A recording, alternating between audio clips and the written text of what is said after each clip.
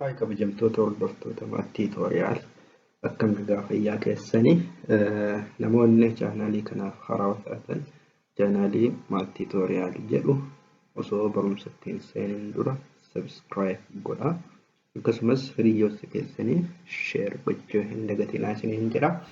Hayi kabajamtoota hordoftoota tiitoriyaal har'a kan ilaallu konnektiivii keessaa loojikaal konnektiiviin bakka shanitti qoodama jenneerra. Isaanis maal fa'a? Conjunction, disjunction, implication, by implication and negation jennee bakka shanitti qoodneerra jechuudha. Conjunction kuni maalidha? And disjunction ammoo or implication implies, by implication by implies jenne qonna negation jechuun ammoo not. Kanaafu logical implication bakka logical connectiviin bakka shanitti qoodama. Isaanis conjunction, disjunction, implication, by implication and negation jenna jechuudha. Logical conjunction fi logical disjunction barumsa yeroo darbe keessatti ilaallee jirra. Yoo hin hordofin duuba deebi'aati hordofaa jedha. Har'a kan ilaallu logical implication kan jedhu isa sadaffaa jechuudha. Logical implication jechuun maal jechuudha? When two propositions are joined, proposition lama joined with the connective implies. Yoo proposition lama fakkeenya proposition P jedhamu tokko proposition Q jedhamu tokko implies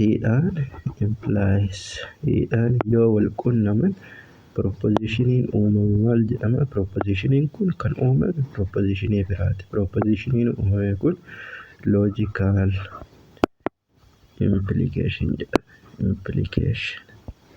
Logical implication jennaani jechuudha. So logical implication is formed when two propositions are joined with the connective implies. So implies is denoted by this one. Implies kana maaliin bakka buusna? Mallattoo kanaan bakka buusna jechuudha. Mallattoon kun implies bakka bu'a. Akkuma oriin maaliin bakka bu'a? V1 V fakkaatu kanaan endaan ammoo mallattoo kanaan akkasuma impliesiin mallattoo kanaan bakka buusna jechuudha. So the logical implication of two proposition P and Q is written. Yoo barreessin logical akkuma asitti ibsa jechuudha. Asitti P implies Q jennee kun propositionii birooti, kun propositionii birooti. Kanaafuu propositioniin biraa uumame kun impliesiidhaan wal qunnamee uumame waan ta'eef isa kana yoo barreessinu akkasitti barreessina. P implies Q jechuudha. Kuni mallattoon kun maali jenneerra? Mallattoon kun impliesiidha. So P implies Q kana yoo dubbisnu read as P implies Q. Karaa baay'een dubbifna isa yeroo itti fuulduratti ilaallaa jechuudha. The function of the connective implies between two propositions is the same as the use of if then. Implies kun if then dhaan illee ibsuu dandeenya jechuudha. If jenne if achi booda P then Q kuni P implies Q fi kunis tokkuma jechuudha. If P then Q. P implies Q kana yoo dubbisnu P implies Q yookiin if P then Q jennee dubbisuu dandeenya jechuudha. Asitti P implies Q yookiin logical implication maalidha? Propositioniidha. Propositionii yoo ta'e ammoo truth value qaba. Akkuma yeroo propositionii define goonetti proposition jechuun maal jechuudha? A sentence that is either true or false but not both, or sentence that has a truth value. Kanaafuu logical implication eega proposition ta'ee maal qaba? Truth value qaba. Kana jechuun maalidha? yookaan dhugaa ta'a yookiin soba ta'a jechuudha. Kanaafuu P implies Q'n yookiin logical implication yookaan dhugaa ta'a yookaan false ta'a. P implies Q is false. P implies Q yookiin logical implication P implies Q false kan inni ta'u if P jechuun kan jalqabarra jiru kana hin dagatinaa. Q kan lammaffarra jiru kana if P is true akka kana galu kun true ta'e if Q is false yookiin true implies false yoo ta'e maal ta'a? False ta'a. Otherwise it is true. Let us see the truth table. Truth table isaa yoo ilaalle asitti true yoo ta'u maalidha? True. Kan inni soba ta'u maal ta'e jenneerra yoo false ta'e qofa. True false. Asitti wanti isin hubachuu qabdan kan jalqabarra galu bakka kana jalqabarra galu kun true ta'e kan lammaffaarra galu kun false yoo ta'e P fi Q variabilidha malee yeroo hunda dhaabbataa miti. Fakkeenyaaf Q implies P yoo jenne kan jalqabarra galu kana ilaalla. Asii yoo true ta'e asii false yoo ta'e fakkeenyaaf Q implies Q onnaan isaa hin jijjiiramu. Truth value isaa maal ta'a fakkeenyaaf true implies true truedha. Asitti false implies truedha. Garuu asitti true implies falsedha. Maalidha? False ta'a jechuudha. Asitti isa jalqabarra dhufu ilaaltan malee Q fi P ilaaltan jechuudha. Kanaafuu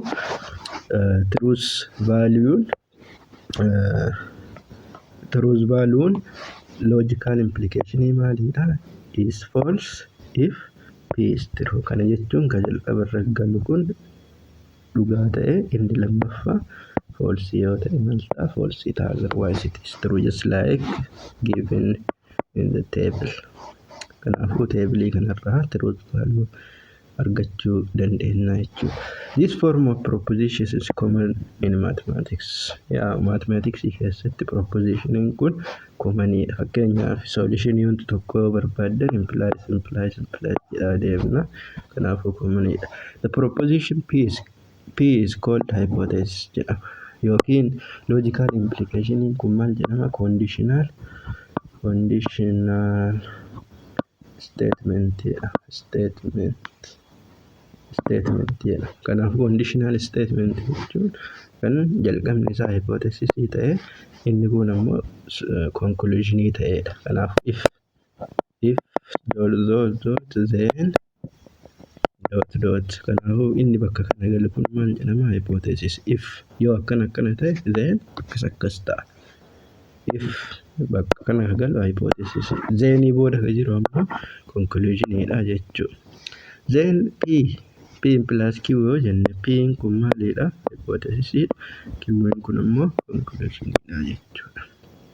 Or hypothesis jechuun antecedent and conclusion means consequent jechuudha. So in the logical implication P implies Q.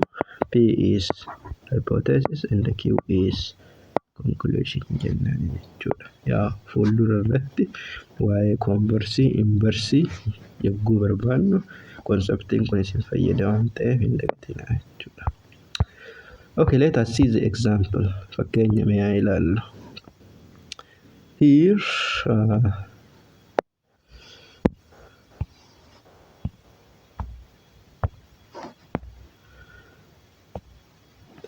consider the following propositions. Example P. Proposition P. 3 is odd number. 3 is odd number. Lakkoofsa 3 odd number jedha. Dhugama osoo dhugaadha.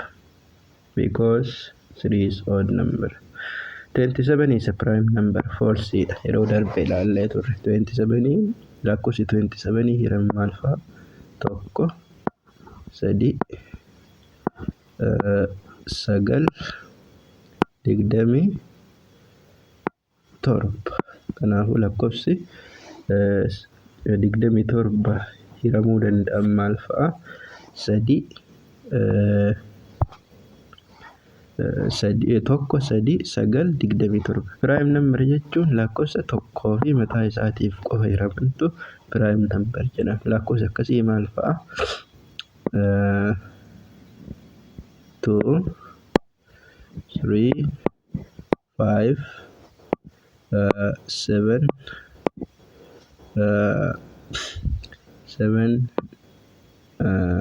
11, 13 jedhaa itti fufaa jechuudha. Lakkoofsi kunniin maalidha? Prime number. Fakkeenyaaf 2 yoo fudhanne tokkoo fi lamaaf qofa hirama. 3s tokkoo fi mataa isaati. 5s tokkoo fi mataa isaati. 7s akkasuma. Kanaafuu lakkoofsa prime number jechuun kan tokkoo fi mataa isaatiif qofa hiramutu prime number jedhama jechuudha. Kanaafuu 27 prime number miti because 3 fi 9 fi hirama waan ta'eef which is false. R. Addis Ababa is the capital city of Ethiopia. Dhugaadha kun. Nuuf ol nama shakkisiisa, ana hin shakkisiisu dhugaadha. So gaafiin gaafatamne maalidha? A. P plus Q, B P plus R. Haa barreessinu. Kana jechuun maali? If P then Q dha. Bakka P maal galchuudha? Kana galche. P maal 3 is odd number.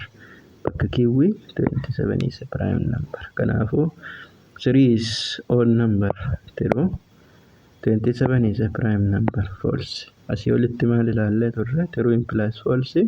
False jechuudha. Okay. P implies R. P maalidha? 3. Asitti bakka Q R godhe. 3 is an odd number.